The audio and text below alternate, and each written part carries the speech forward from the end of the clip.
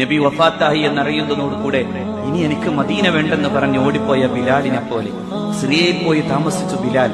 മടങ്ങി വരാൻ പിന്നൊരിക്കൽ ഉമറിന്റെ കാലത്താണ് സയ്യിദുനാ ബിലാലിനോട് അള്ളാഹുവിന്റെ റസൂൽ സ്വപ്നത്തിലൂടെ വന്നിട്ട്, ബിലാൽ എന്തേ എന്നോട് ദേഷ്യമായോ എന്ന് ചോദിക്കുമ്പോ കരഞ്ഞു കലങ്ങി ഹൃദയം പിടച്ച് സിറിയയിൽ നിന്ന് നടന്നു വന്നു മഹാനായ ബിലാൽ അഷ്റഫുൽ ഖൽഖിന്റെ ചാരത്ത്.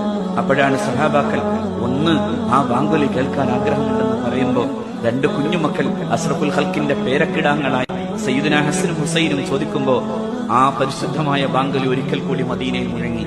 പക്ഷേ അഷ്ഹദു അന്ന മുഹമ്മദൻ എന്നേ മഹാനായ ബിലാലിന് പറഞ്ഞു തീർക്കാനായുള്ളൂ. അപ്പോഴേക്കും പൊട്ടിക്കരഞ്ഞ് ബോധരഹിതനായി വീഴുന്ന ബിലാലിന്റെ ഇഷ്കിന്റെ മുമ്പിൽ മരണത്തിന്റെ അവസാനത്തെ സമയത്ത് ഭാര്യ കരയുമ്പോ മഹാനായ ബിലാൽ പറഞ്ഞു, എന്തിനാ കരയുന്നത്? നാളെ ഞാൻ എന്റെ മുഹമ്മദിനെയും അവിടുത്തെ പരിശുദ്ധരായ അനുയായികളെയും കാണാൻ പോകാണ് എന്ന് പറഞ്ഞ സയ്യിദുനാ ബിലാൽ